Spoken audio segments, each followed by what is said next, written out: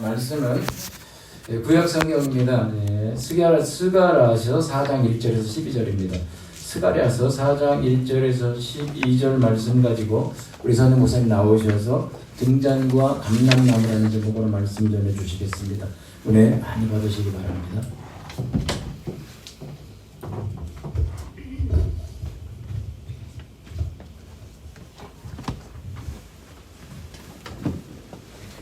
스가랴서는 말라기 구약 맨 끝쪽에 있습니다. 말라기 앞쪽에 있습니다.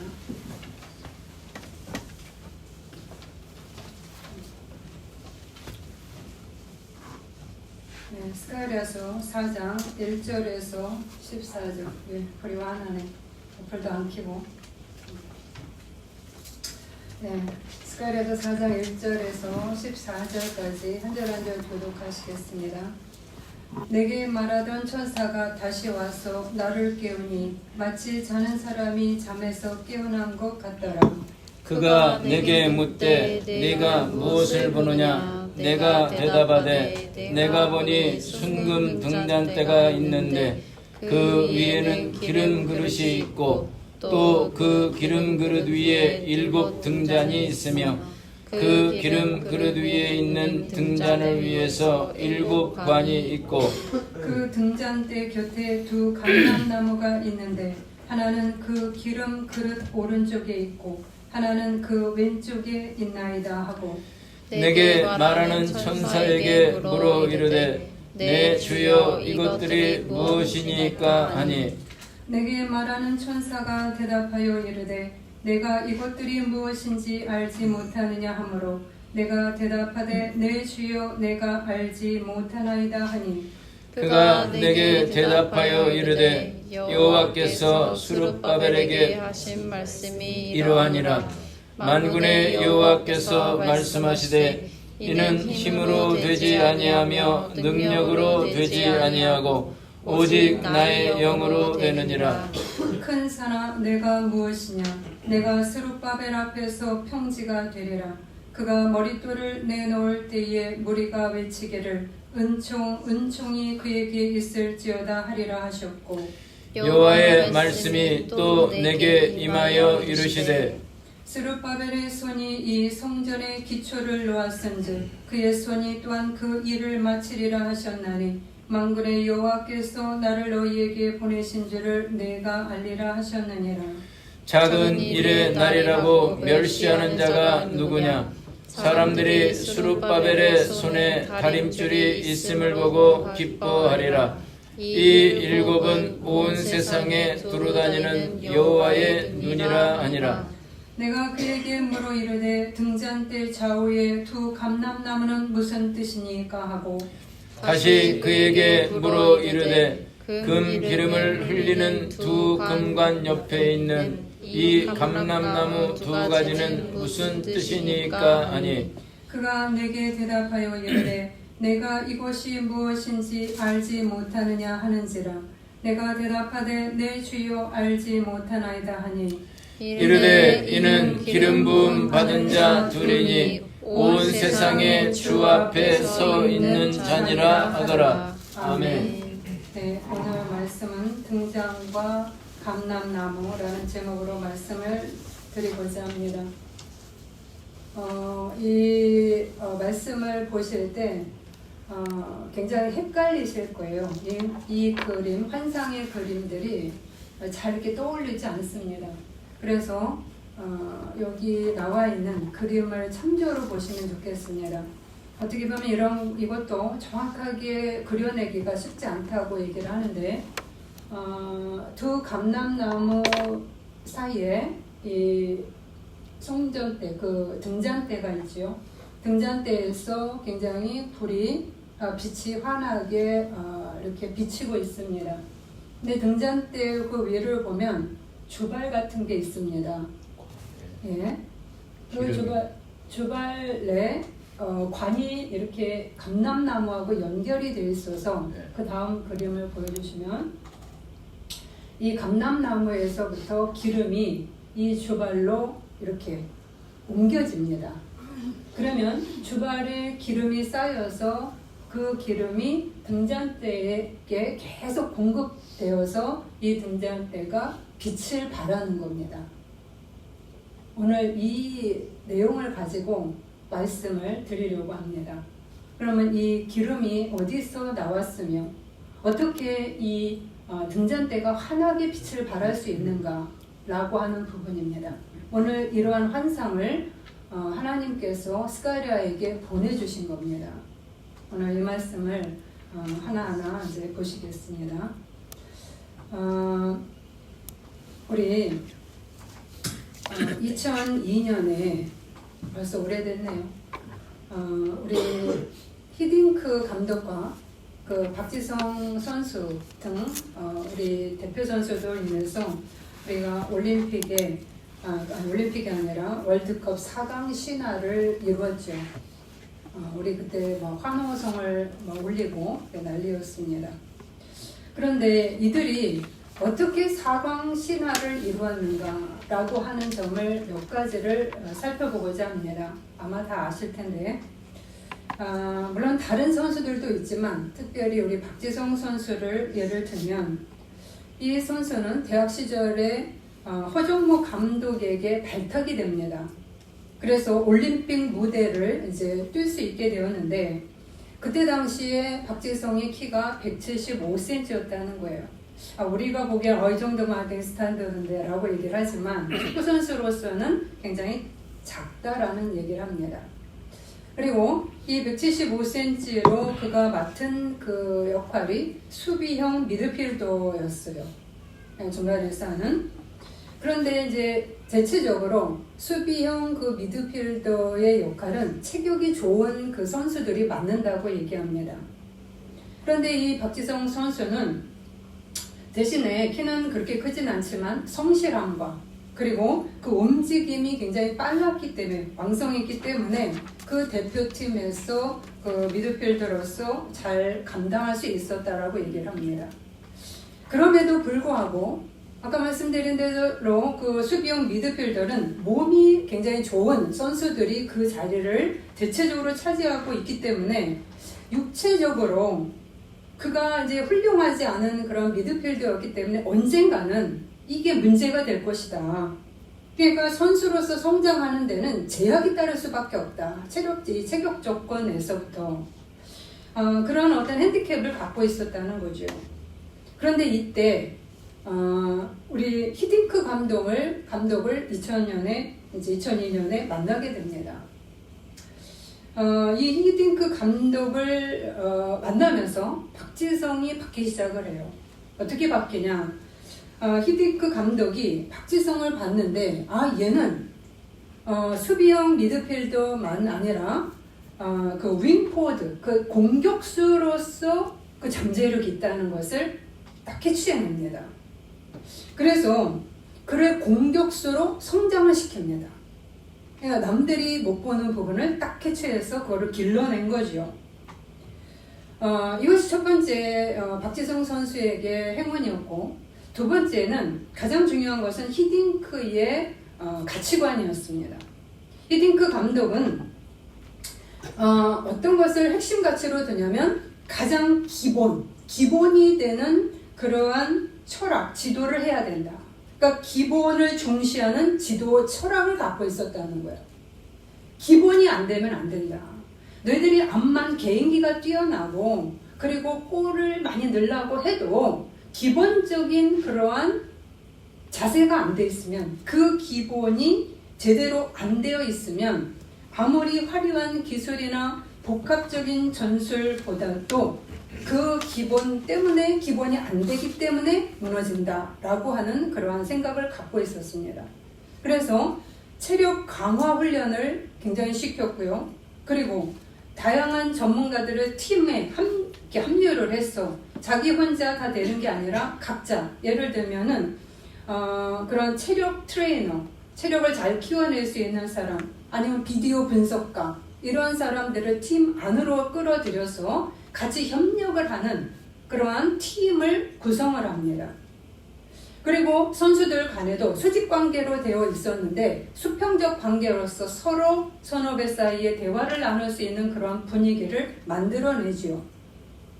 그래서 이 히딩크 감독은 그 팀워크를 중시를 하면서 그들을 끌고 갑니다. 그리고 히딩크 감독은 목표를 잡습니다. 16강, 일단 16강이겠죠. 우리가 16강 들어가는 것도 쉽지 않았으니까. 그래서 우리가 이 히딩크 감독이 우리 월드컵 4강 신화를 이룬 그 첫 번째는 분명한 목표가 있었다. 16강이다. 즉 이 말은 무엇이냐? 개인 영달에 치우치지 않았다는 겁니다. 우리가 가야 될 목표는 대한민국 축구의 4강 신화까지 가는 거는 너무 좋지만 거기까지 안 되더라도 16강까지 가야 된다. 라고 하는 그 목표를 분명하게 갖고 있었다는 거예요. 두 번째는 고강도 기초훈련을 철저하게 시켰다는 사실입니다. 그리고 선수들의 잠재력을 발견해서 그것을 키워나간. 그래서 그들이 그 자기 자리에 맞는 그 자리에 서서 그 팀을 위해서 일할 수 있도록 그렇게 하는 것이 바로 이 대한민국의 그 월드컵 4강 신화를 이룬 그러한 비결이 되어져 왔습니다. 우리가 이 4강에 들어갔을 때 다 기뻐했죠. 대한민국 사람 아마 다 막 환호성을 내면 난리가 났을 겁니다. 우리가 이런 역사를 갖고 있는데 그러면 우리가 이런 면에서 우리 크리스찬들에게 있어서는 어떤 비전을 갖고 가야 되며 그리고 우리는 지금 어떤 목표를 향해서 예수를 믿고 있는가 라고 하는 점을 한번 비교해 보셔야 된다는 겁니다. 오늘 스가랴 말씀을 하기 전에 먼저 우리들이 생각을 한번 해보시기를 바랍니다. 내가 기독교인이 된 그 목표는 무엇일까? 나는 기독교인이 된 것을 무엇을 목표로 삼으라고 지금까지 교육을 받아왔는가? 우리는 교육을 받았지만 그 바른 교육을 받았음에도 불구하고 내 속에서 작동하고 있는 목표는 무엇인가? 라고 하는 점입니다. 우리에게 하나님이 주신 크리스찬으로서의 목표는 무엇이냐? 세상의 빛과 소금이 되는 것입니다. 이 목표가 분명하게 여러분에게 있을까요? 우리에게 있습니까? 여러분 자문해 보셔야 됩니다. 나는 예수를 믿을 때 과연 세상의 빛이 되기 위해서 빛으로서 사명을 감당하기 위해서 지금 예수를 믿고 섬기고 있는가? 아니면 축구선수의 자기의 영달을 위해서 자기가 스포트라이트를 받기 위해서 자신의 개인기에 치우치면서 팀워크를 별로 중요시 여기지 않는 그러한 사람들처럼 우리의 크리스찬의 사명을 나의 영달 그리고 내 가족의 잘 되는 것 여기까지를 목표로 삼고 계십니까?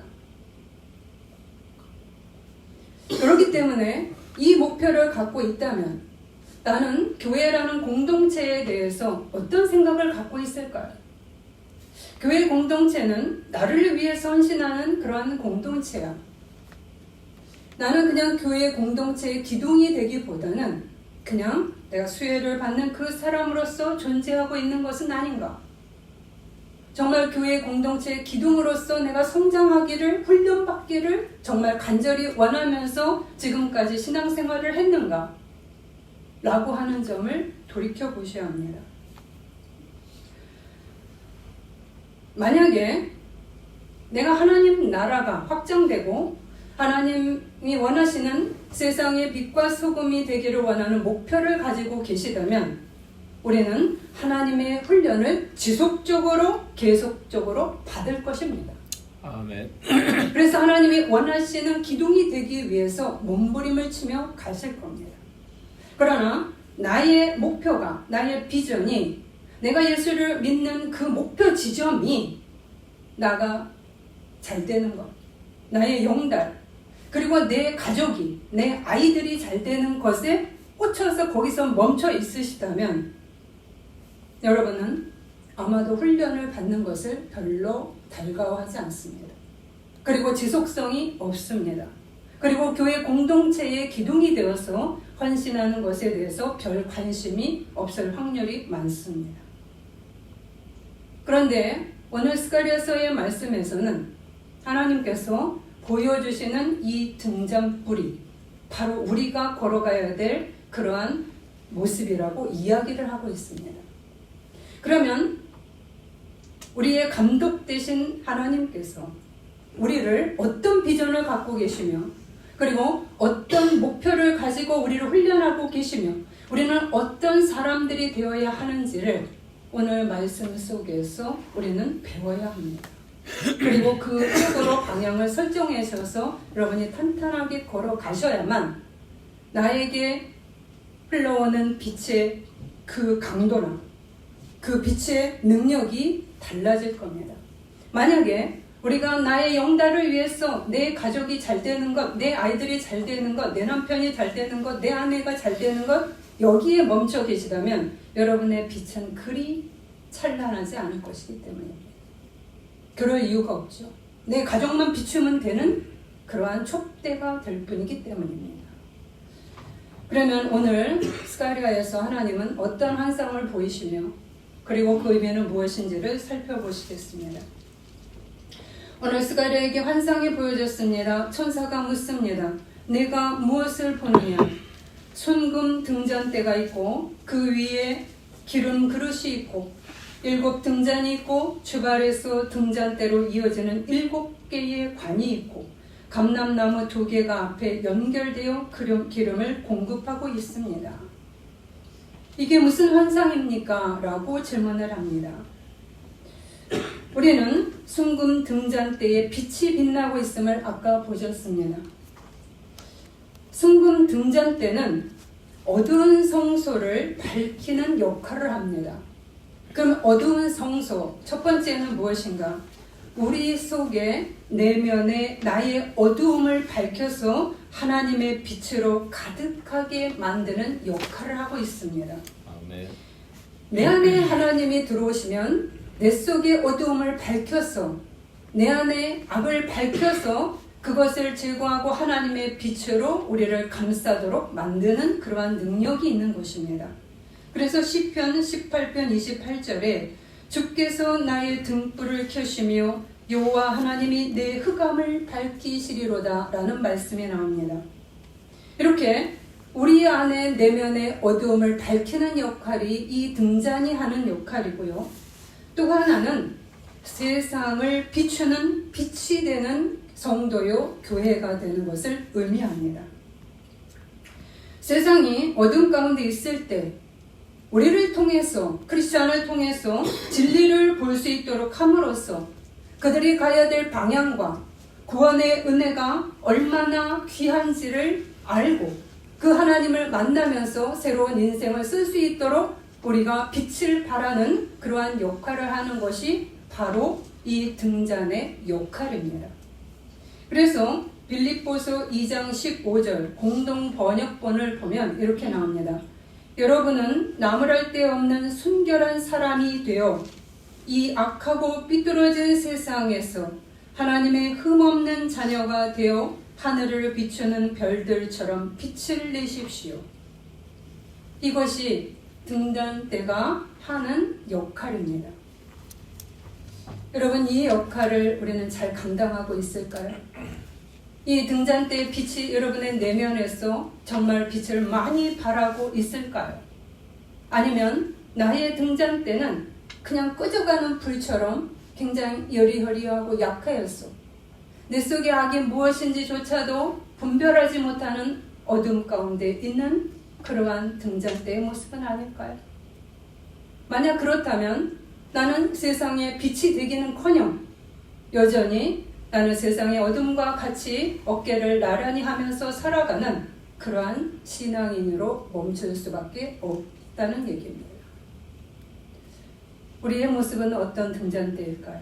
한번 상상해 보시기 바랍니다. 그럼 오늘 말씀에서 이렇게 저렇게 아름답게 등잔에 그 등잔대의 빛이 불이 밝혀지는 이 등잔이 어떻게 만들어진 것일까? 그것이 오늘 설명에서 나옵니다. 말씀에서. 어떻게 이렇게 환한 빛이 발할 수 있는지 하나님은 그 구체적으로 우리에게 이야기를 해주고 있다는 얘기입니다. 그것이 스가랴서 4장 14절입니다. 첫 번째, 우리는 두 감람나무를 보셔야 됩니다. 이 감람나무는 무엇입니까? 라고 묻자 이는 기름 부음 받은 자 둘이니 온 세상의 주 앞에 서 있는 자들이라 라고 말씀하고 계십니다. 두 감람나무는 즉 두 명의 지도자를 이야기합니다. 하나는 정치가 수룹바벨입니다. 또 하나는 지난 시간에 말씀드린 대제사장 여호수아입니다. 여러분 여호수아서의 그 여호수아가 아닙니다. 대제사장 여호수아입니다. 이 두 명의 지도자들이 하나님 보시기에 아름다운 빛을 발하는 그런 온 세상의 주 앞에 서 있는 자, 하나님께 영광을 돌려드리며 세상에 빛이 되는 그러한 사람으로서 서 있다고 이야기합니다. 두 감람나무라고 이야기를 합니다. 그러면 이 두 감람나무는 어떻게 하나님의 기름을 그는 계속 공급하고 있으며 그리고 그 등잔대의 빛을 계속 발할 수 있는가 라고 하는 것입니다. 그 비결이 나옵니다. 첫 번째는 그들이 성전 재건을 실행한 것입니다. 바벨론이 침공을 했을 때 2차 침공 때 여호야긴 왕이 바벨론으로 끌려갑니다. 이 여호야긴 왕의 손자가 스룹바벨이어서 유다의 정통 왕위를 계승할 자격이 있는 그런 왕자입니다. 그가 이제 바벨론 포로로 끌려가 있을 때 고레스 왕이 페르시아의 고레스 왕이 포로 해방령을 내려서 유다 백성을 다시 이끌고 예루살렘으로 돌아갈 수 있도록 허락을 했습니다.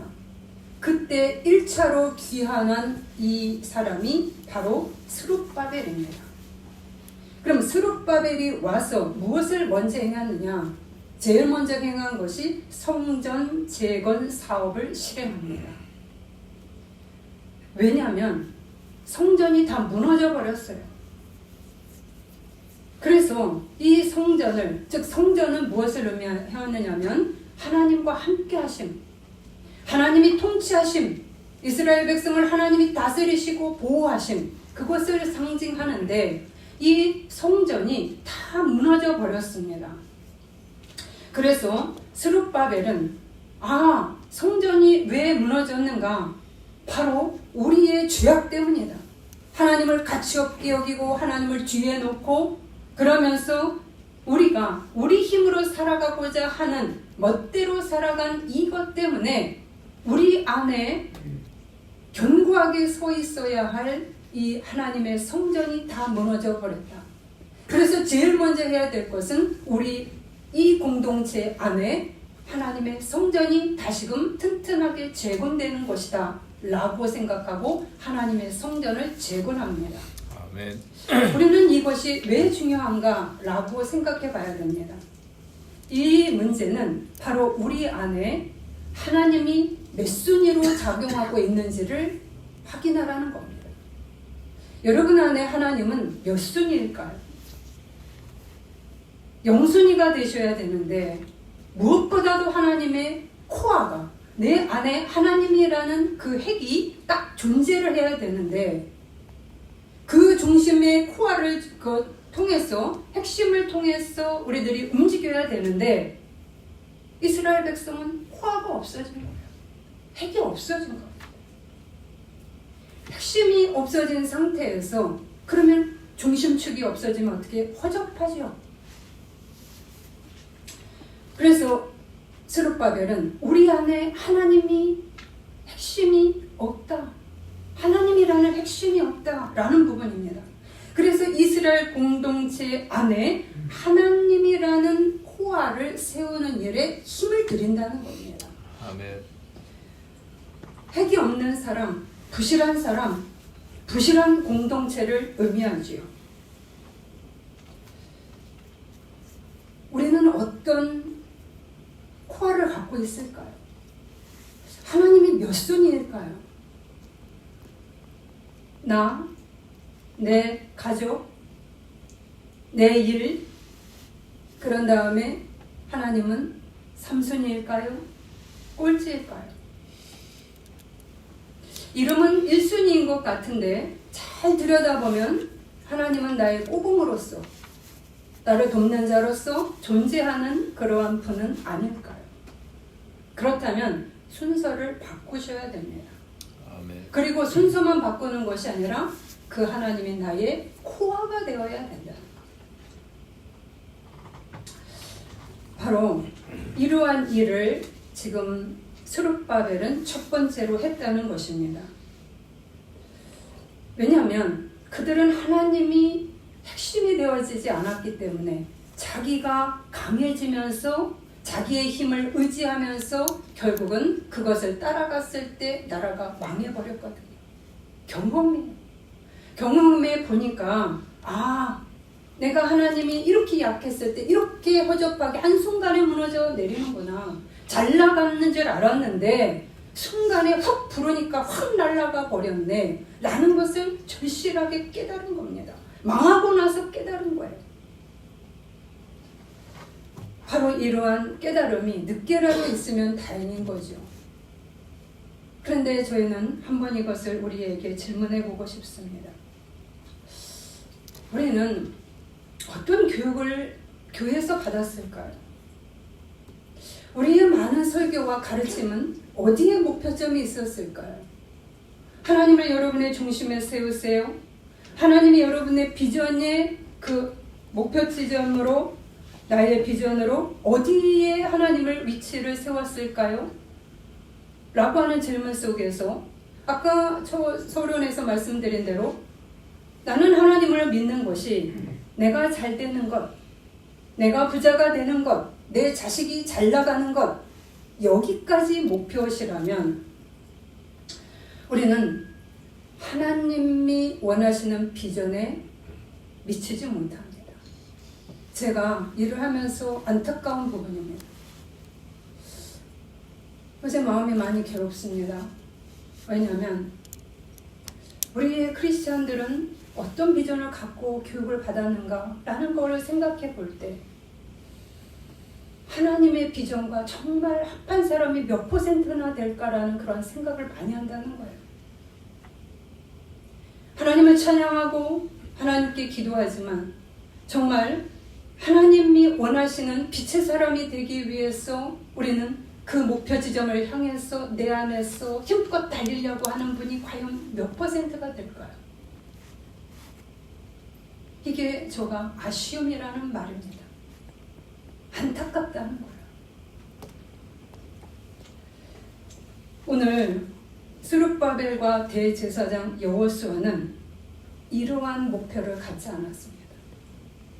나의 영달, 내 가족이 잘 되는 것, 내 아이들이 잘 나가는 것, 이게 1순위가 아니었어요. 목표는 하나님의 나라의 빛의 존재가 되는 것.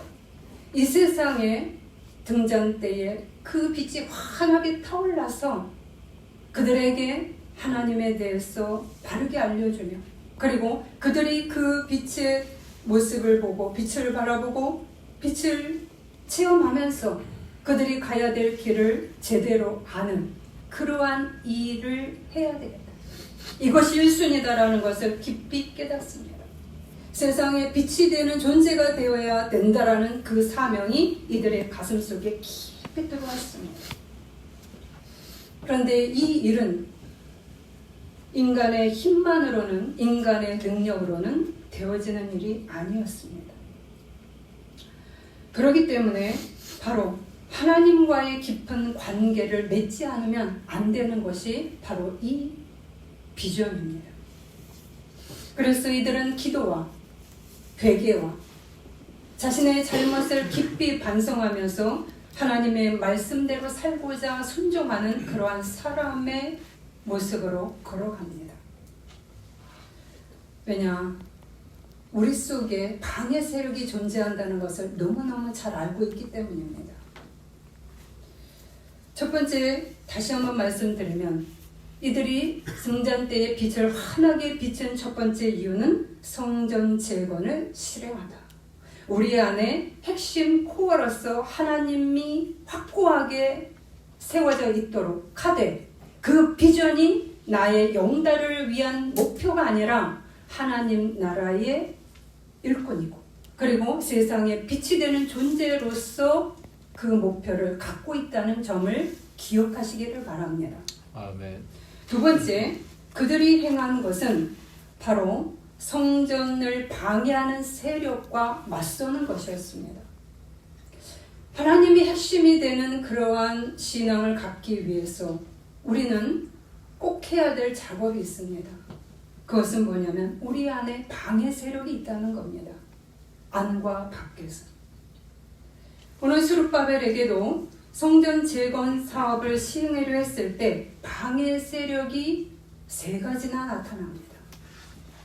1차로 방해꾼, 여러분이 잘 아는 산발랏이 그 페르시아 관리들에게 뇌물을 주고 아닥사스다 왕에게 고소를 합니다. 이 성전이 재건되면 안 됩니다 라고 적극적으로 방해를 하는 겁니다. 그래서 16년 동안을 공사를 중단하게 만들어 버렸습니다. 16년이 지체가 된 거예요. 여러분 16년 성전 공사를 시작을 했는데 스타트를 했는데 계속 방해하는 세력이 16년간을 물고 늘어지는 겁니다. 여러분 얼마나 답답하겠습니까? 그런데 16년이 지나자 다시 다른 세력이 2차로 방해 작업을 합니다. 강서편의 총독 다뜨네와 스달보네 등이 이 성전을 짓는데 정당성이 없습니다 라고 하면서 태클을 걸어왔습니다. 여러분 너무 힘들죠? 16년 기다린 것도 힘드는데 이제 다시 착공하려고 하는데 또다시 방해를 하는 겁니다. 그런데 그것도 힘든데 3번째, 불평이 안쪽에서 터져 나옵니다. 유다 내부의 사람들, 자기의 동족들이 이렇게 얘기를 합니다. 4장 10절입니다. 작은 일의 날이라고 멸시하는 자가 누구냐? 이 말은 무슨 말이냐면 수룹바벨 성전을 보면서 그 규모가 너무나 작아요. 너무나 허접합니다. 즉 장엄하지 않아요. 솔로몬 성전처럼 아주 위엄과 화려함이 없습니다. 크지 않아요. 굉장히 소박하고 그리고 화려하지 않은 모습을 보면서 이스라엘 사람들의 눈에 보기에 보잘것이 없어 보였다고 학계서는 이야기합니다. 이것이 너희에게 어떻게 보이느냐? 이것이 너희 눈에 보잘것없지 아니하냐? 더군다나 에스라서 3장 12절에 노인들이 이렇게 이야기합니다. 제사장들과 레위 사람들과 나이 많은 족장들은 첫 성전을 보았으므로 이제 이 성전의 기초가 놓임을 보고 대성통곡하였으나 너무나 초라해. 이 성전이 너무나 작고 초라해. 그러면서 불평하고 원망하고 그리고 그거에 더하여 멸시하고 없이 여겼습니다. 지도자로서 너무나 힘들죠. 같이 어깨에 짐을 지고 같이 어깨동무를 하고 앞으로 나가도 힘이 드는데 거기에서 내부적으로 불평하고 원망하고 그리고 성전이 왜 이렇게 늦게 돼요? 느리게 진행이 돼요? 라고 하면서 불평하는 세력들이 있었다는 이야기입니다. 이것이 우리가 하나님의 비전을 바르게 따라가고자 할 때 나타나는 현상들입니다. 우리 안에서 조급증이 올라오죠. 왜 우리 안에 빨리빨리 안 되는 거예요? 왜 우리 성전은 화려하지 않은 거예요? 등등등을 질문할 수 있습니다. 그런데 대제사장 여호수아와 스룹바벨은 이런 방해 세력에 끌려다니지 않습니다. 비록 16년이 지나서 20년에 완공이 되었지만 이러한 그들의 방해와 그러한 업수히 여기는 그런 말들 가운데서도 이들에게 맞서서 튼실한 내면의 코어가 있는 그러한 하나님의 성전을 재건합니다. 쉽지 않다는 이야기입니다. 우리는 두 번째 방해 세력을 보면서 우리에게 어떤 적용을 해야 될까? 우리 내면에 하나님의 비전을 따라 살고자 하는 그러한 목표가 흐지부지 되도록 방해하는 세력이 우리의 내부 속에 외부 속에 있다는 이야기입니다. 멀리서 찾을 필요가 없지요. 우리 내면의 악의 힘입니다. 하나님의 성전이 나의 핵이 되기를 거부하는 강한 바로 같은 힘들이 우리에게 존재합니다. 또 하나 외형적 신앙을 추구하는 그러한 모습이 우리에게도 존재합니다. 남에게 보이기에는 크리스찬이요. 그러나 어떤 크리스찬이기를 원해요? 잘되고 이 세상에서 돈 많이 벌고 그리고 잘 나가는 내 자식도 잘 되는 거기에서 멈춰버리는 그 이상을 비전으로 갖지 않습니다. 그 이상의 비전을 갖지 않으면 우리는 기도가 힘이 없지요. 정의를 위해서 내가 하나님 나라를 위해서 헌신하고 희생해야 되는데 내가 힘든 일은 안 합니다. 내가 손아보는 일은 안 합니다. 내 자식과 내가 잘 되는 그러한 목표라면 몸을 던지겠지요. 그러나 나하고 상관없이 하나님의 성전이 하나님의 나라가 잘 되는 데에 정말 내가 아낌없이 헌신하고 내가 거기에 손해를 보더라도 희생할까요? 그런 목표를 갖고 있을 때는 몸을 던지지 않습니다. 바로 이것이 외형적인 신앙을 추구하는 자세입니다. 큰 교회, 큰 건물, 그리고 화려한 그러한 모습, 이런 것이 능력 있는 교회야 라고 우리들은 이야기할지 모릅니다. 그러나 정말로 중요한 하나님과의 순전한 신앙의 그러한 코어가 있는가, 그리고 그 길을 달려가고자 하는 훈련의 모습이 있는가 라고 하는 것은 그리 중요하지 않은 채 내가 큰 교회의 일원으로서 아니면 내가 잘 되는 그것이 목표가 됨으로써 나의 신앙이 화려함으로 치장하기를 원하는 것이라면 바로 이러한 내 안의 방해 세력 중에 하나라는 것을 기억을 해야 된다는 것입니다. 이것이 스룹바벨이 처한 상황이었고 방해 작업이었듯이, 그러나 스룹바벨은 이러한 방해 작업에 무너지지 않습니다. 그 재건 사업을 반드시 이루어야 됐다는 목표를 가지고 계속적으로 하나님께 달라붙습니다. 왜요? 그에게는 분명한 목표가 있었다는 겁니다. 우리는 하나님 나라의 기둥으로서 세상에 빛이 되는 그러한 사명을 부여받았기 때문에 멈출 수 없어 라고 이야기하는 겁니다. 이것이 우리가 스룹바벨을 통해서 배워야 되는 겁니다. 내가 왕이지만 나를 높이기를 원하는 그러한 스포트라이트를 받고 내가 화려하게 등극하는 것에 목숨을 건 게 아니라 내가 하나님의 뜻에 맞는 하나님이 기뻐하시는 그러한 사랑으로서 그러한 지도자로서 서야 되겠다는 그 목표를 가지고, 그래야 내 백성이 바르게 된다, 그래야 하나님의 축복이 이들에게 임하여서 장구하게 이 나라가 힘을 발하여 살 수 있다라는 그 확신을 가지고 그가 안과 밖에 이러한 저항에도 불구하고 그 비전을 포기할 수 없는 것입니다. 왜요? 그 비전은 하나님이 주어진 비전이고 하나님에게서 난 것이고 하나님이 붙드신 비전이기 때문입니다. 아멘. 그렇기 때문에 하나님께서 말씀하십니다. 이 하나님의 성전 재건은 인간의 힘과 능력으로 된 것이 아니라 오직 나의 능으로 되는 것이라 라고 말씀하고 계십니다. 스룹바벨과 대제사장 여호수아는 사람 앞에 서지 않습니다. 그들은 돈 앞에 서지도 않았습니다. 그들은 환경 앞에 서지도 않았고 세상의 유혹에 무너지지 않았습니다. 오직 그들은 그들 앞에 하나님만을 세웠습니다. 내가 하나님 앞에 합당하냐? 내가 가는 길이 하나님이 기뻐하시는 것이냐? 이것이 관건이었고요. 그렇기 때문에 앞으로 뚫고 나갈 수가 있었던 겁니다. 그리고 계속적으로 갈 수 있었던 거예요. 우리는 내가 세상에 빛이 되건 말건 내 자식이 잘 되면 내가 잘 되면 끝이야. 그래서 신앙생활이 하나님이 원하시는 그러한 모습으로 훈련받고 내가 다듬어지는데 목숨 걸지 않습니다. 그냥 거기까지 가면 그냥 만족스러워서 그 다음부터는 팍 풀어지는 거예요. 돈 있으면 풀어지죠. 기도 안 합니다. 몸달지 않습니다. 그리고 하나님의 방향타를 가지고 가지 않습니다. 왜요? 밥 먹고 사는데 문제 없습니다. 더 불리려고 하겠죠. 더 큰 건물을 가지려고 애를 쓰고요.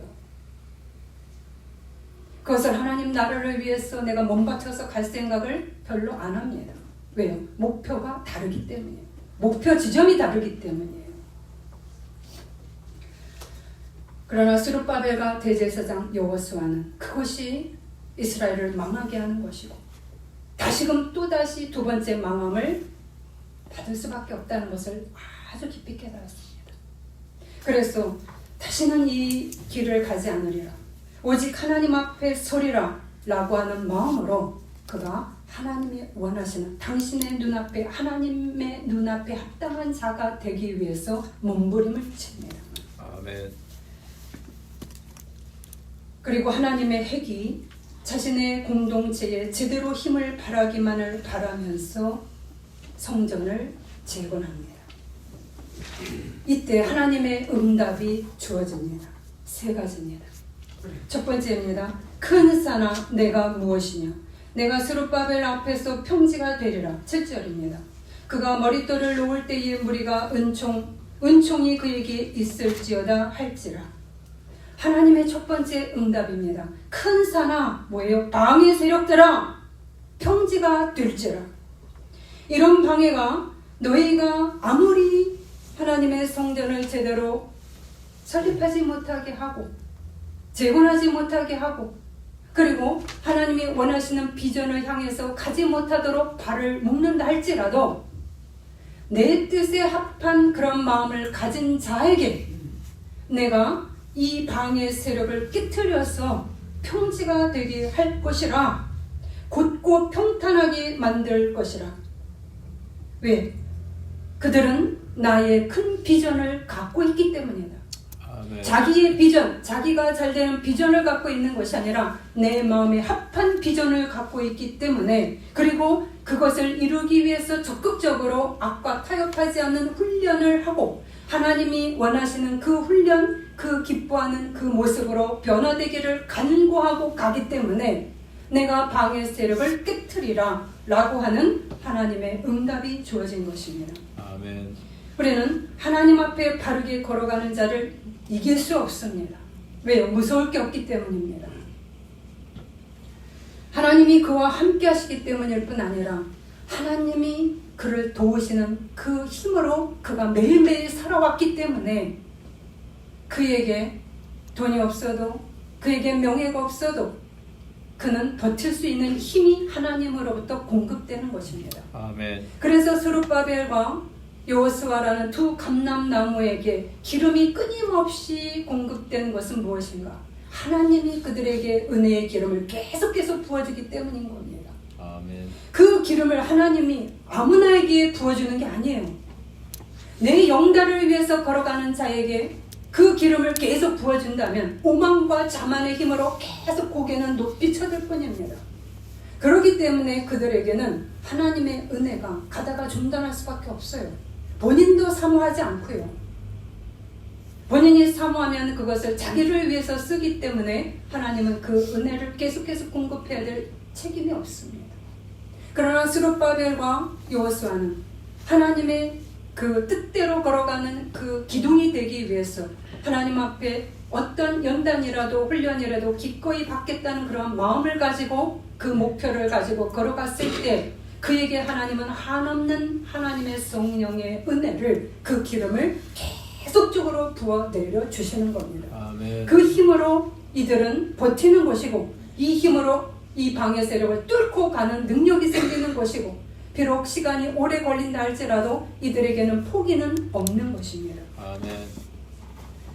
바로 주님께서 그가 머릿돌을 놓을 때에 무리가 은총이 그에게 있을지어다 라고 말씀합니다. 머릿돌 즉 완공이 되어진다 이 말입니다.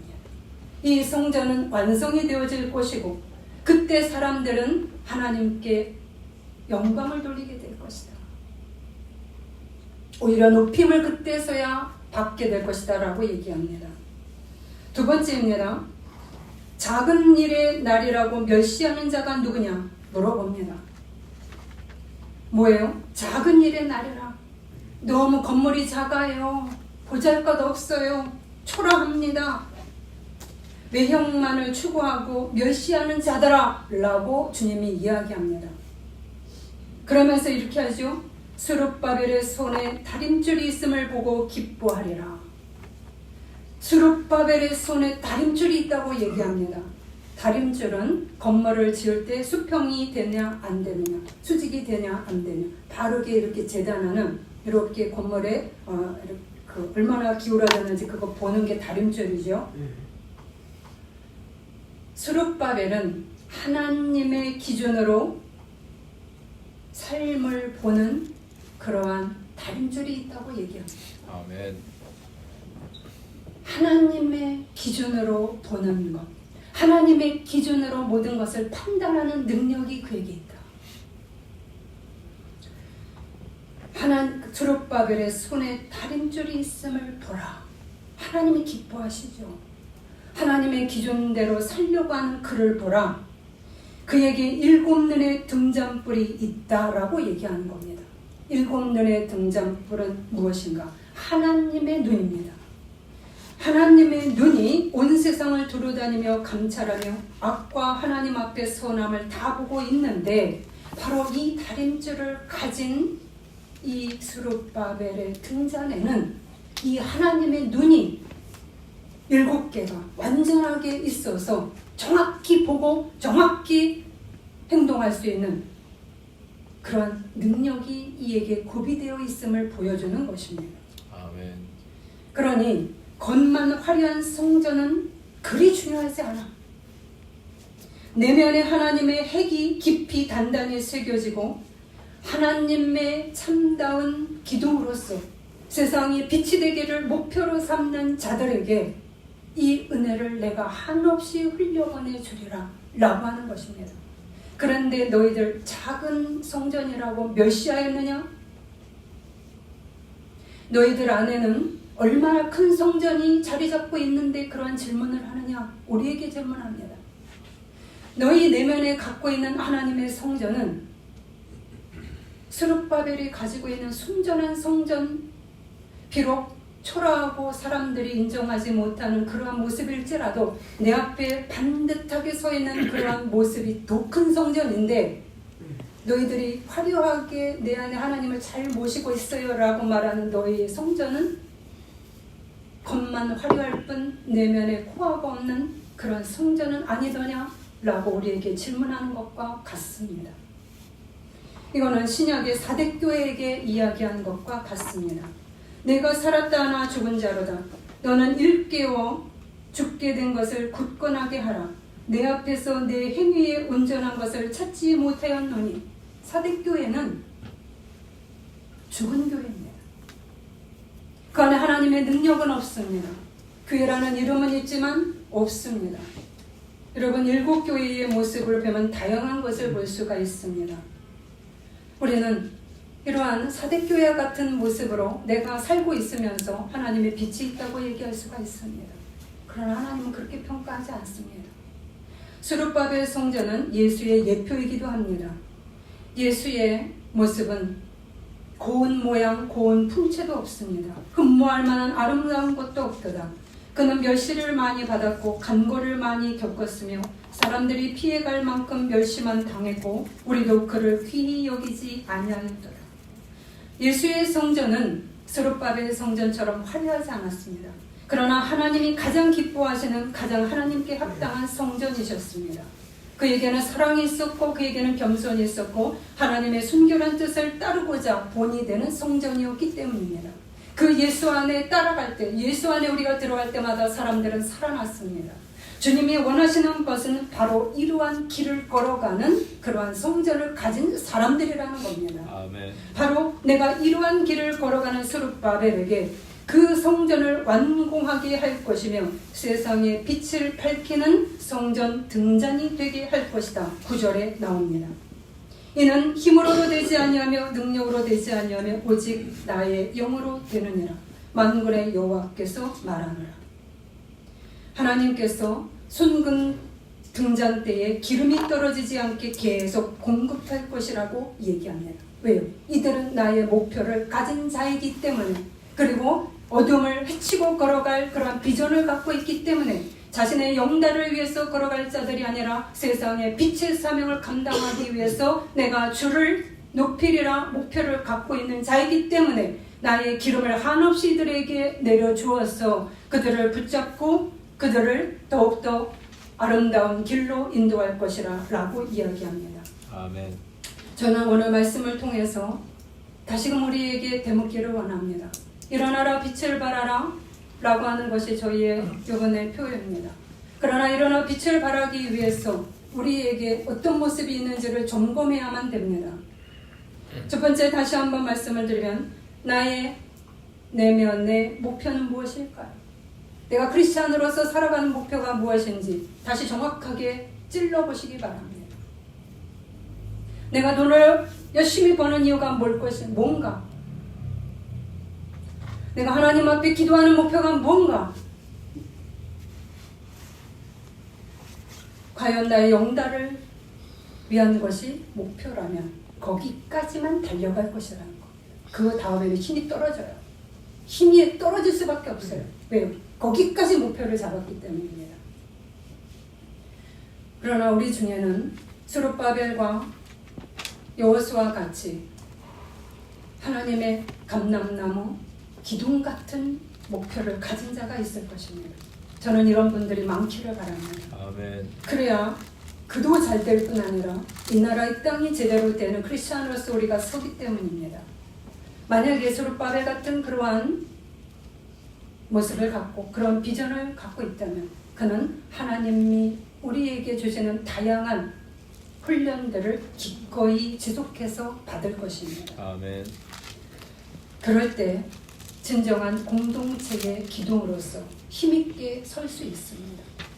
불평하고 원망하는 방해자 같은 그런 성도가 아니라 스룹바벨과 여호수아 같은 두 감람나무 힘있게 움직이는 하나님의 기름이 흘러넘치는 그러한 기둥으로서 교회 곳곳에 세워져야 하는 것이 바로 우리들의 사명이고, 이러한 기둥들이 세워짐으로써 세상에 빛이 되어서 정말 예수를 믿는 사람은 저런 모습이야 라고 얘기할 수 있는 그러한 성도와 교회가 되어야 된다는 것입니다. 아멘. 오늘 이러한 교회가 되고 이러한 성도가 되시기를 간절히 바라면서 아멘. 다시 한번 도전을 갖는 시간이 되시기를 바랍니다. 아멘. 기도하시겠습니다.